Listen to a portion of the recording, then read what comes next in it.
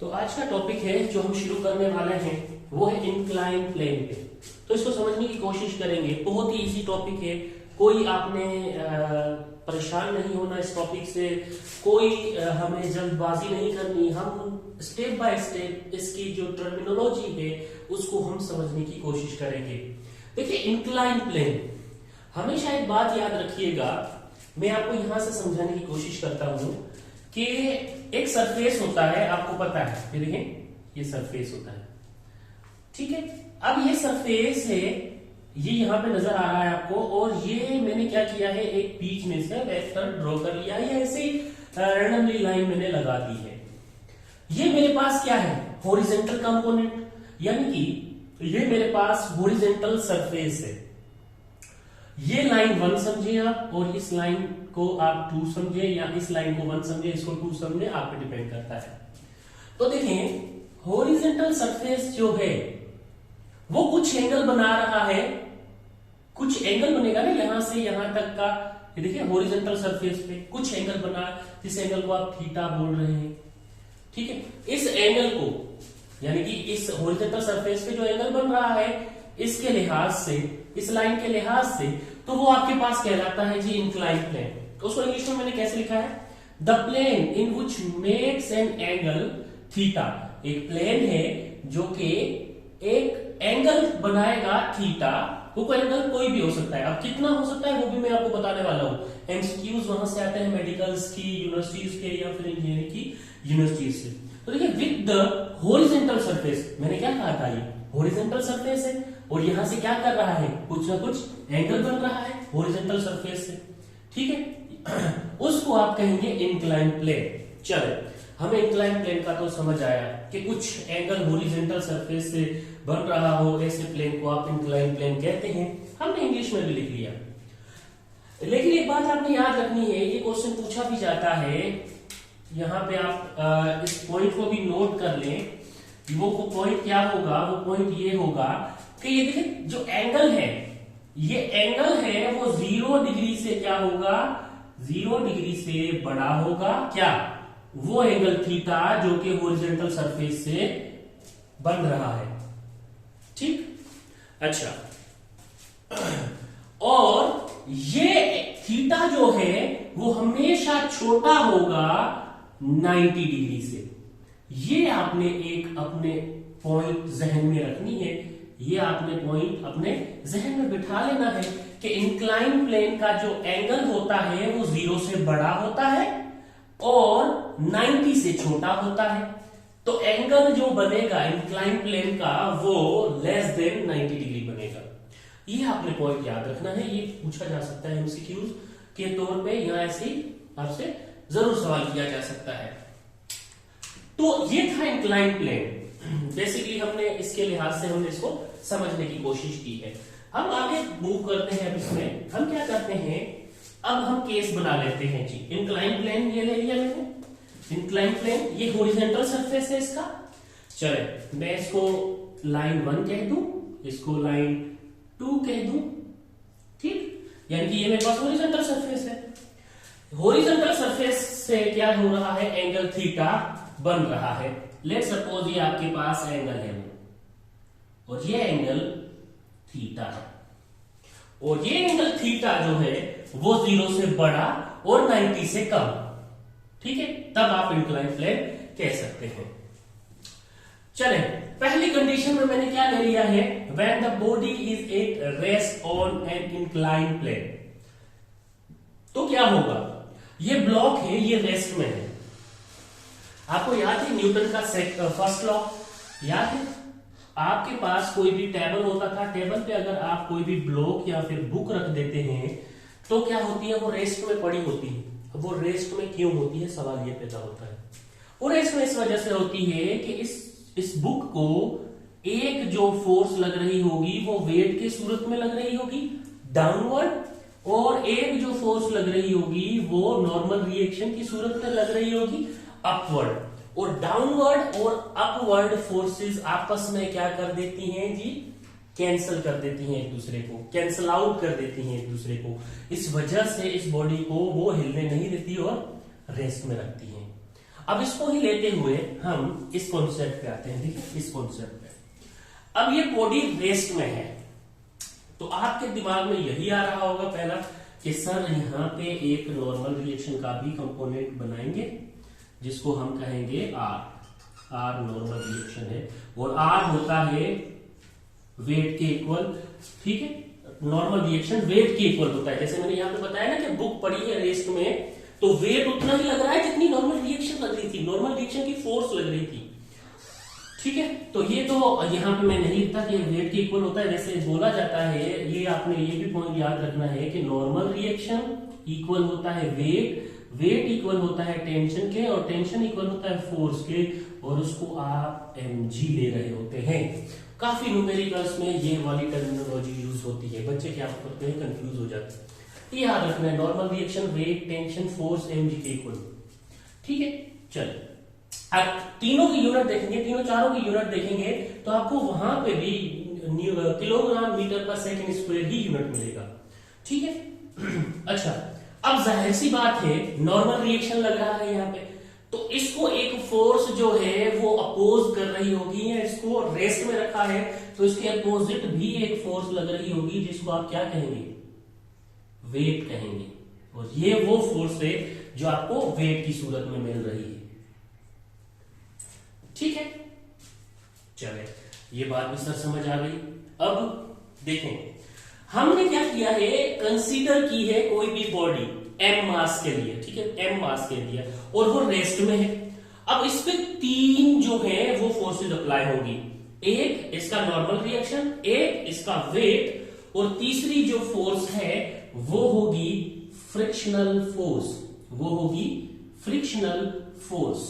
उसको आप small f से भी रिप्रेजेंट कर रहे होते हैं।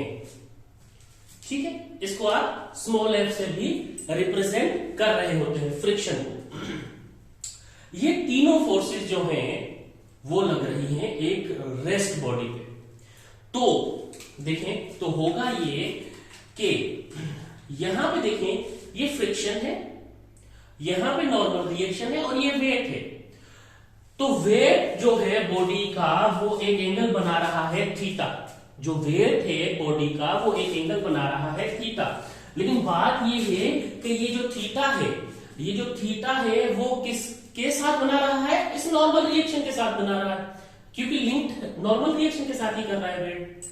ठीक है, तो इस नॉर्मल रिएक्शन के साथ वो थीटा कोई भी एंगल बना रहा है तो सरफेस के साथ। ठीक है, तो अब आप क्या करेंगे, अब आप ये कह सकते हैं कि अगर ये अगर इस तरह से है तो इनके दो कंपोनेंट बनने चाहिए, एक कंपोनेंट पैरेलल होना चाहिए, एक कंपोनेंट परपेंडिकुलर होना चाहिए। ठीक है, अगर तो हम ये कहते हैं कि weight of the body mass m makes an angle theta, weight of the body mass m, ठीक है, makes an angle of theta, किसके साथ, विद द नॉर्मल रिएक्शन। ठीक है, सो नॉर्मल रिएक्शन सरफेस के साथ, so it can be resolved in two components, one is a parallel components, second one is the perpendicular components. ठीक है, तो अब आप क्या करेंगे, वो कंपोनेंट्स ड्रॉ कर लेंगे। चलिए जी, वो कंपोनेंट ड्रॉ कर लेते हैं जी। ये उसके एक पैरेलल और एक परपेंडिकुलर कंपोनेंट मैंने बनाने की कोशिश की है, और ये इस तरह से,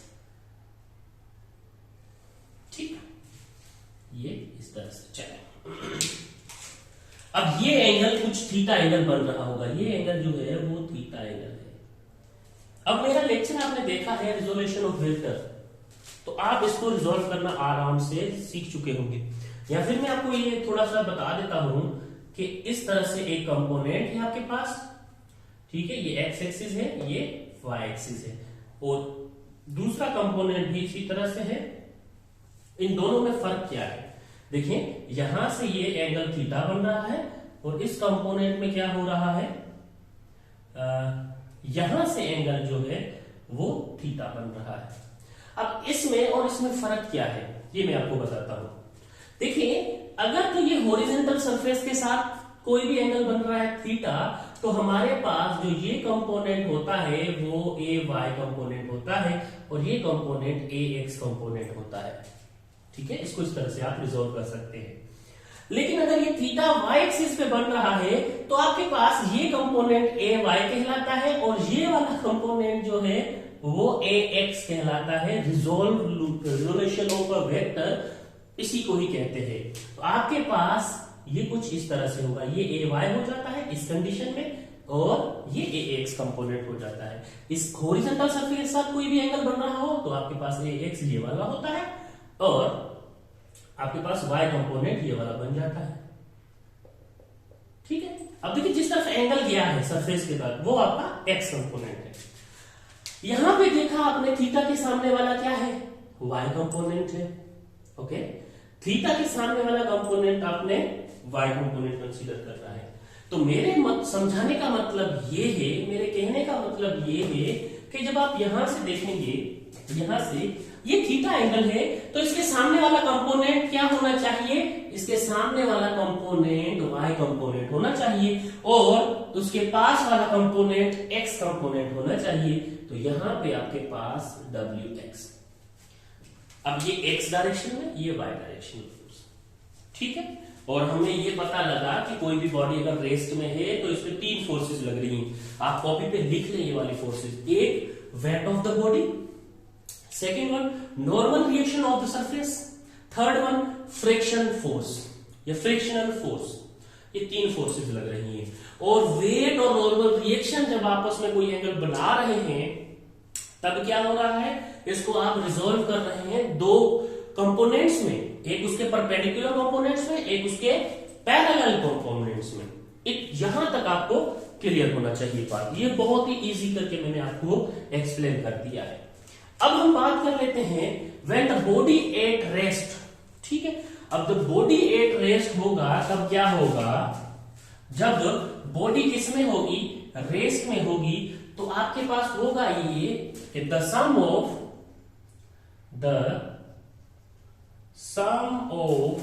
all forces is equal to 0। भाई बॉडी रेस्ट में है तो उसकी फोर्सेस क्या होंगी, जितनी भी होगी 0 के इक्वल होंगी। यानी कि इसको मैथमेटिकली अगर लिखना चाहें आप तो sum is equals to sum force is equals to 0 के इक्वल, जब आपकी बॉडी किस में होगी, रेस्ट में होगी। तो चलिए हम देख लेते हैं। देखिए नॉर्मल रिएक्शन जो है, नॉर्मल रिएक्शन जो है वो वेट के इक्वल होता है और नॉर्मल रिएक्शन यहां पे जो वेट होगा वो किसके, एक्स कंपोनेंट के वेट के साथ इक्वल होगा। तो यहां पे नॉर्मल रिएक्शन W के इक्वल कर देता हूं, वेट के इक्वल। सिंपली यहां ऐसा कर ले आप, W x कर ले, इसके इक्वल है। ठीक है, नॉर्मल रिएक्शन की बात कर रहा हूं। अच्छा, अब आपको पता है, आपको ये बात पता है कि वेट जो होता है वो क्या होता है, mg होता है। तो अब ये वेट की यहां पे आप क्या पुट कर देंगे, वैल्यू पुट कर देंगे। तो R is equals to W की जगह पे आप डायरेक्ट हम पुटिंग करेंगे mg की। ठीक है, और आपको पता है वेट के साथ ये x कंपोनेंट है, तो आप यहां पे क्या कह सकते हैं, अगर ये भी लिखना चाहें wx इज इक्वल्स टू किसके इक्वल होगा, w ऑफ cos थीटा के। x कंपोनेंट हटाएंगे तो x कंपोनेंट पे आप cos थीटा यूज कर रहे होते हैं। तो अब ये होगा, आप एक स्टेप और लिख सकते हैं, यहां पे लिख सकते हैं wx, और wx के इक्वल है तो x कंपोनेंट की जगह पे w cos थीटा आप रख सकते हैं। और जबकि w is equal to mg के इक्वल है तो आप क्या कर सकते हैं, r is equal to mg cos of theta. भाई बॉडी आपकी तो रेस्ट में है, द सम जो होगा फोर्सेस का किसके इक्वल होना चाहिए, 0 के इक्वल होना चाहिए सर, और 0 के इक्वल होगा। चले उसको आप करने के लिए r इज इक्वल टू, ये mg cos थीटा यहां पे है पॉजिटिव का, जब इस तरफ आएगा तब क्या हो जाएगा, इक्वल के नेगेटिव का हो जाएगा, r minus M G cos of theta is equals to 0, sorry is equals to 0। तो देखें the sum of forces is equals to 0 at under the condition of when the body is rest.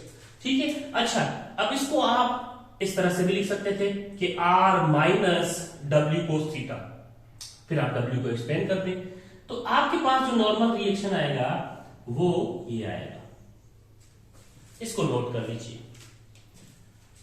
ठीक है, एक condition आपके पास ये बन गई। अच्छा, ये सम ऑफ फोर्सेस की बात की थी, वो x की बात की थी, x एक्सिस की बात की थी ना, x पे। अब हम सम ऑफ फोर्सेस y की बात कर लेते हैं। तो सम ऑफ फोर्सेस y भी हम क्या लेंगे जी, सम ऑफ फोर्सेस y भी हम 0 लेंगे। तो यहां पे अगर मैं लिखूं Fy इज इक्वल्स टू 0 और y डायरेक्शनल में फोर्स जो लग रही है वो मेरी फ्रिक्शनल फोर्स है। तो यहां पे frictional force is equals to हो जाएगा, किसके इक्वल होगा, वो वेट Wy के इक्वल होगा, Wy के इक्वल होगा। ठीक है, और मुझे पता है, मुझे क्या पता है, मुझे ये पता है कि W is equals to mg है, और W के साथ आप क्या लिख सकते हैं, mg साइन थीटा। क्यों साइन थीटा, क्योंकि y कंपोनेंट है यहाँ पे। ठीक है, अच्छा अगर मैं इसको शॉर्ट करना चाहूं, यहां से थोड़ा सा आपके लिए आसानी कर दूं, तो अब मैं क्या करना चाह रहा हूं, अब मैं ये करना चाह रहा हूं कि ये y है ना, तो Wy आता है यहाँ पे, इसकी जगह पे मैं W साइन थीटा यूज कर लेता हूं, क्योंकि y को खत्म किया, y कंपोनेंट को खत्म करूंगा तो यहां से साइन थीटा आ जाएगा। तो एक स्टेप आपका बचा लिया है।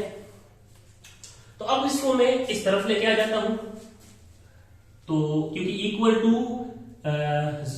टू 0 के इक्वल होगा ना, क्योंकि बॉडी आपकी रेस्ट में है, तो सम ऑफ ऑल फोर्सेस किसके इक्वल होगी, 0 के इक्वल होगी। तो इस फैक्टर को पॉजिटिव का है, इक्वल के उस तरफ लेके आऊंगा तो नेगेटिव का हो जाएगा, और ये होगा W साइन थीटा। अब ये W को एक्सपेंड कर लूंगा मैं mg के साथ, तो F minus mg sine theta is equals to 0। The sum of all forces is equals to 0 under the condition of when the body are at rest. ठीक है, जब बॉडी रेस्ट में होगी तब आपके पास सब फोर्सेस 0 के इक्वल आएंगे। इस चीज को आपने भूलना नहीं है, बहुत ही इजी कर दिया मैंने आपके लिए। देखें कि बॉडी रेस्ट में थी, उसकी फोर्सेस 0 हो जाएंगी, सारी forces.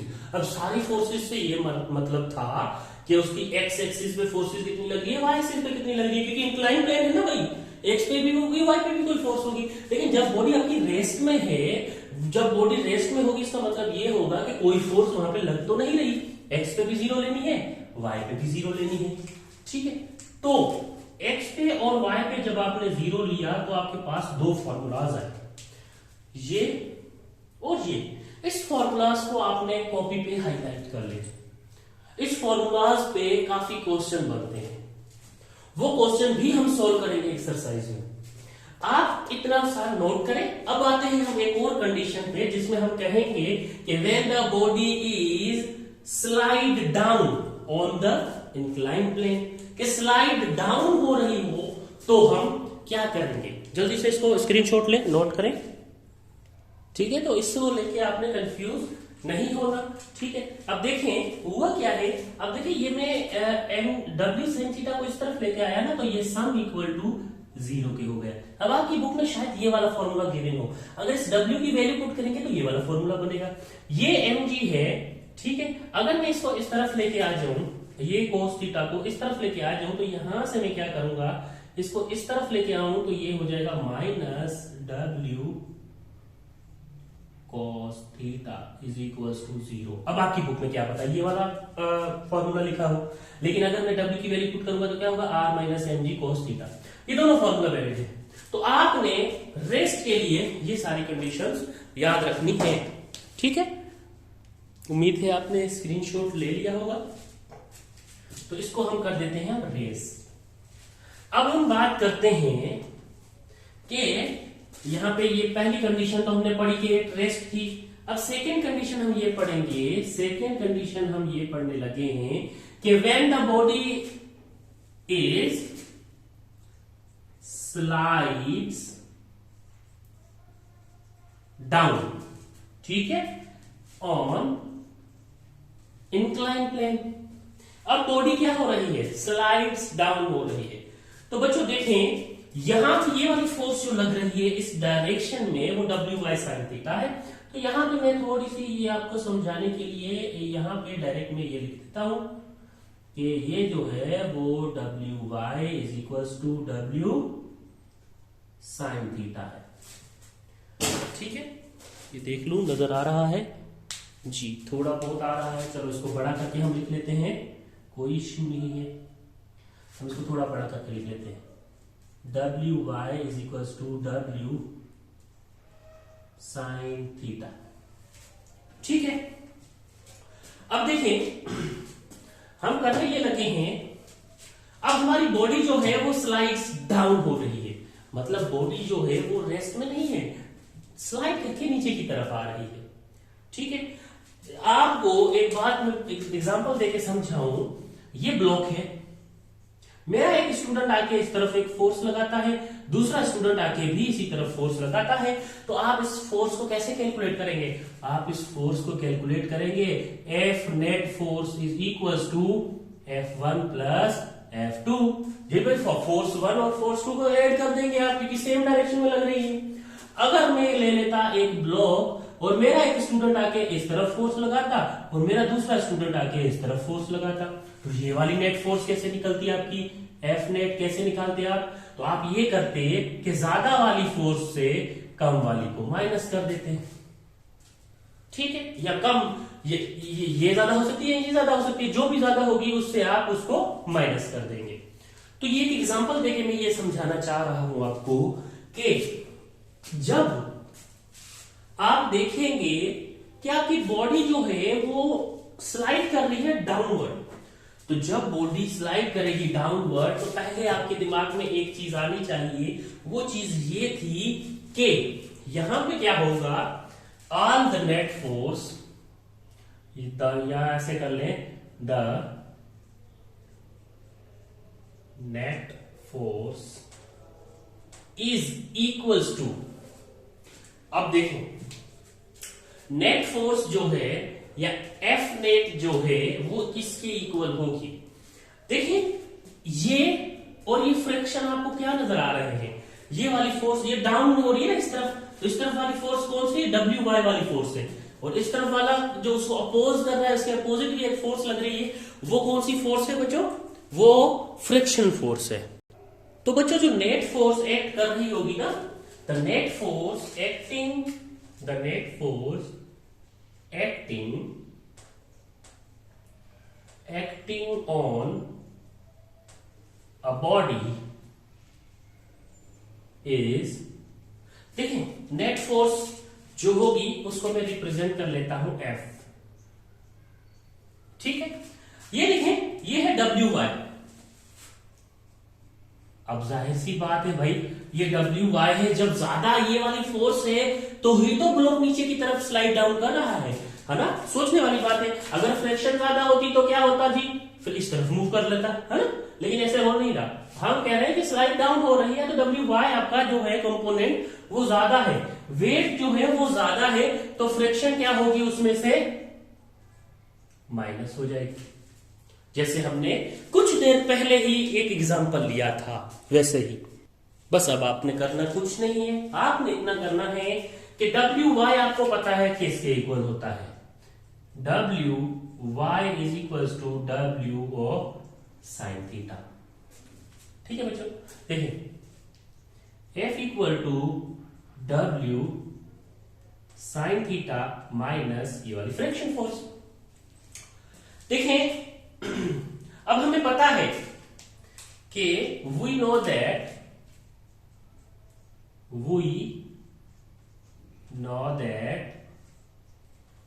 F is equals to MA and W is equals to MG। ये वाली वैल्यूज पुट कर देंगे F और W की जगह पे, तो बच्चों क्या होगा, बच्चों ये होगा कि f की जगह पे अगर मैं ये वैल्यू पुट करूं सेकेंड लॉ की ma, और वेट की जगह पे मैं mg पुट कर दूं, उसके साथ साइन थीटा माइनस ये फ्रिक्शनल फोर्स, तो क्या होगा, मुझे ये देखिए स्लाइड डाउन कर रही है ना, स्लाइड डाउन कर रही है। पहले तो रेस्ट में थी, उसकी एक्सेलरेशन क्या था, उसमें उसकी एक्सेलरेशन क्या थी, आपने जो देखा उसमें एक्सेलरेशन उसकी आपको मिल रही थी। ये एक सवाल है कि उसकी आपको एक्सेलरेशन मिल रही थी या नहीं। वहां पे आप ग्रेविटी का यूज कर रहे थे, जी आपको मिल रहा था, लेकिन ए का फैक्टर कहीं नहीं था। ठीक है, तो अब यहां पे ये स्लाइड डाउन करेगी तो इसकी एक्सेलरेशन कुछ ना कुछ होगी। अब ये एक्सेलरेशन हमें मालूम करनी है, ये एक्सेलरेशन हमें मालूम करनी है। तो यहां से अगर मैं ए को बाहर निकालूंगा तो ये एम उधर जाके इस एम जी साइन थीटा के साथ क्या हो जाएगा, जी डिवाइड हो जाएगा, और माइनस एफ के साथ भी डिवाइड हो जाएगा। भाई ये देखिए, ये अलग चीज है, ये अलग चीज है, तो ये एम उधर जाएगा तो दोनों के साथ डिवाइड होना चाहिए। यहां से ये वाला एम कैंसिल हो जाएगा, तो आपके पास एक्सेलरेशन जो आएगी वो g sine theta minus F over M आएगी। ये वाला आपने टर्म नोट कर लेना है। ये वाली वो एक्सेलरेशन है, ये वाली वो एक्सेलरेशन है जब आपकी बॉडी इंक्लाइन प्लेन पे स्लाइड डाउन कर रही थी। अगर कोई ऐसा क्वेश्चन आ जाता है कि इंक्लाइन प्लेन पे कोई बॉडी रखी हुई है और वो मूव कर रही है डाउनवर्ड और उस पर फ्रिक्शन लग रही है, आपका जो सरफेस है वो स्मूथ सरफेस नहीं है, वहां पे फ्रिक्शनल फोर्स मौजूद है, तो ये वाला एक्सेलरेशन का फॉर्मूला आप यूज करेंगे, सिंपल, जो मैंने यहां पे लिखा है। अच्छा, अगर फ्रिक्शन स्मूथ सरफेस है या ऐसा सरफेस है जहां पे हमें क्या है, जहां पे हमें ये मिलता है कि फ्रिक्शन बिल्कुल भी नहीं है, स्मूथ सरफेस है, तो वहां पे एक्सेलरेशन क्या होनी चाहिए, अब उसको डिस्कस कर लेते हैं। तो मैं क्या करने लगा हूं, अब ये वाला पोर्शन जो है वो इरेज करने लगा हूं। अब यहां पे उसकी बात कर लेते हैं हम, when friction is equals to 0, ये भी बात आपने याद रखनी, जब स्लाइड डाउन करेगी तब फोर्स इसके इक्वल होगी। ठीक है, अब हम आते हैं कि व्हेन फ्रिक्शन आपकी स्मूथ सरफेस हो या फ्रिक्शन आपकी 0 हो, तो आपके पास एक्सेलरेशन का फॉर्मूला क्या होना चाहिए। तो आपके पास एक्सेलरेशन का फॉर्मूला कुछ इस तरह से होना चाहिए। देखें, आपको पता है कि a इज इक्वल्स टू आया है आपके पास, a इज इक्वल्स टू किसकी आया है, g sine of theta minus F over M, इसके इक्वल आया। ठीक है, अब क्या करते हैं, आपके पास फ्रिक्शन तो है ही नहीं, यानी कि फ्रिक्शन तो 0 है, तो g of sine theta minus 0 over m। ठीक है, आपने ये वाली एक्सेलरेशन तो निकाली, लेकिन इसमें तो फ्रिक्शन इन्वॉल्व थी। हम ये कंडीशन कह रहे हैं कि अगर फ्रिक्शन होगी नहीं या f 0 की इक्वल होगी, तो यहां पे देखिए ये कुछ इस तरह से हो जाएगा। तो अब m डिवाइडेड बाय 0, ये g sine theta minus 0, g sine theta ही बचेगा, तो a is equals to g sine of theta. ये तब पॉसिबल है जब आपके पास स्मूथ सरफेस हो या फिर वहां पे फ्रिक्शन 0 हो। तो ये भी फॉर्मूला और ये भी फॉर्मूला, दोनों फॉर्मूलाज आपने याद रखने हैं। अंदर ये दो फॉर्मूलाज जो हैं वो जब आपकी बॉडी स्लाइड डाउनवर्ड जा रही होगी तब की हैं। इससे पहले जो हमने दो फॉर्मूलाज लिखे थे, r minus W cos theta is equals to 0 या फिर r minus M G cos theta is equals to 0, वो रेस्ट वाली कंडीशन के लिए थे, और ये जो है वो स्लाइडिंग डाउन वाली कंडीशन के लिए है। तो ये दो फॉर्मूलाज काफी इंपॉर्टेंट हैं, इससे एग्जाम में भी न्यूमेरिकल्स आते रहते हैं। हम इसके जो बुक्स को फॉलो कर रहे हैं, जिस बुक को, उसको नजर में रखते हुए हम ये इसके न्यूमेरिकल्स भी फॉलो करेंगे और हम इसको समझने की कोशिश करेंगे कि कैसे हम इस इंक्लाइन प्लेन पे कोई बॉडी हो, किस तरह से पड़ी हुई हो, तो हम कैसे उसका एक्सेलरेशन निकाल सकते हैं। ठीक है, नॉर्मल रिएक्शन निकाल सकते हैं, वेट निकाल सकते हैं, फोर्स निकाल सकते हैं कोई भी, ठीक है, कंपोनेंट्स की कोई भी फोर्स हमसे पूछी जा सकती है वो भी हम निकाल सकते हैं। तो ये माइनर सा आपके पास क्या था, इंक्लाइन प्लेन पे लेक्चर था। अब आपने इसको याद रखना है।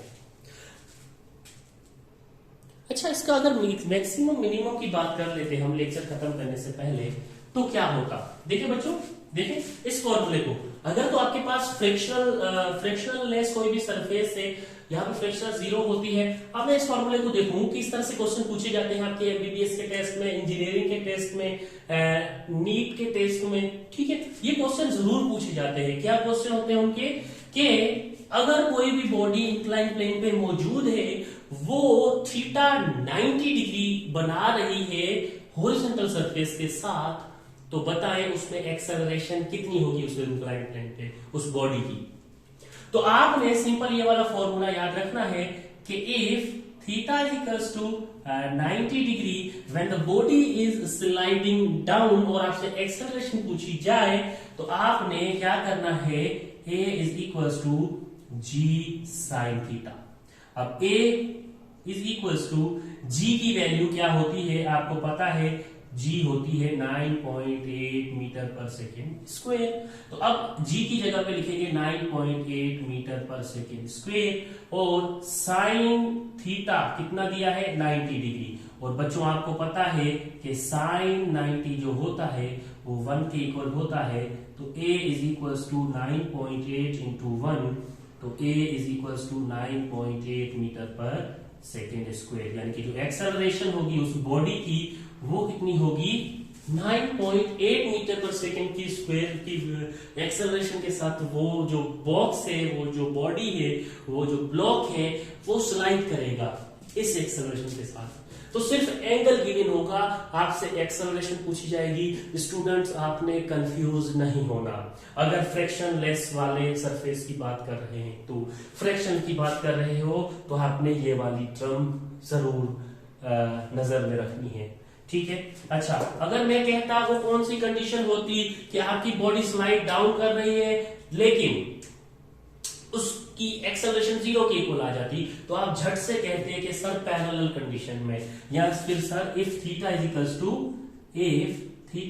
टू 0 डिग्री, तो आपके पास क्या फॉर्मूला होता है, a is equals to G sine of theta, a is equals to G 9.8 metre per second square sine 0, और आपको पता है साइन 0 जो है वो 0 के इक्वल होता है, तो a is equals to 9.8 into 0, सारे फैक्टर को 0 कर देगा। तो अगर एंगल 0 डिग्री का है, तो आप क्या कर सकते हैं, उसकी एक्सेलरेशन अज्यूम कर सकते हैं या निकाल सकते हैं कि वो 0 के इक्वल आएगी, ठीक है बच्चों, क्योंकि ये साइन फैक्टर इस पूरे फैक्टर पे डिपेंड करता है। अब इससे आप हाफ कहां पे होगी, इंक्लाइन प्लेन पे वो कौन सा एंगल होगा जहां पे आपको एक्सेलरेशन हाफ मिले, तो अब आपने सोचना है क्या वो 30 डिग्री हो सकता है या वो 60 डिग्री हो सकता है। ये आपने अपनी नोटबुक में इसके की पॉइंट्स बनाने हैं, मेडिकल में ये क्वेश्चन पूछे जाते हैं और बच्चे वहां पे कंफ्यूज हो रहे होते हैं कि सिर्फ एंगल दिया हुआ है, एक्सेलरेशन हम कैसे निकालें, कैसे मालूम करें। वो क्या कर रहे होते हैं, फिर न्यूटन की जो इक्वेशंस होती हैं 4, ठीक है, वो अप्लाई कर रहे होते हैं, वहां से थीटा निकालने की कोशिश कर रहे होते हैं, या फिर वो मोशन इन 2 डायमेंशन में जाके उसकी थीटा निकालने की कोशिश कर रहे होते हैं। इससे अच्छा है कि आपको ये बात पता होनी चाहिए कि जब भी इंक्लाइन प्लेन की बात आएगी, आपने बाकी सारी चीजें भूल जानी है। एक ये वाला फॉर्मूला और एक ये वाला फॉर्मूला याद रखना है। ये वाला फॉर्मूला फ्रैक्शन जहां पे होगी उस पर अप्लाई करेंगे, जहां पे फ्रैक्शन नहीं होगी उस पर ये वाला फॉर्मूला अप्लाई करेंगे। तो ये क्वेश्चन प्रीवियसली पूछे गए हैं, तो आपने इन क्वेश्चंस को भी नोट कर लेना है। और अगर आपको बात समझ आई है तो कमेंट जरूर कर देना है कि सर इसमें ये चीज समझ आ गई है। अगर नहीं आई तो वो भी आपने कमेंट कर देना है। आपके कमेंट का वेट ही रहता है हमेशा, ठीक है। क्यों? क्योंकि यार जब आप क्वेश्चन करेंगे तब हमें पता लगेगा कि आपको इसमें कितना समझ आ रहा है, कितना नहीं। और अगर आपसे कोई भी क्वेश्चन है, कोई टॉपिक आपको दिक्कत करती है, तो भी वो आप कमेंट में मेंशन कर सकते हैं। अगर सब्सक्राइब नहीं किया तो वो भी आप जल्दी से कर ले सब्सक्राइब, क्योंकि इसी तरह की वीडियोस हम लेके आते रहेंगे। इंशाल्लाह मिलते हैं नेक्स्ट लेक्चर में। आज के लिए इंक्लाइन प्लेन ही अलविदा।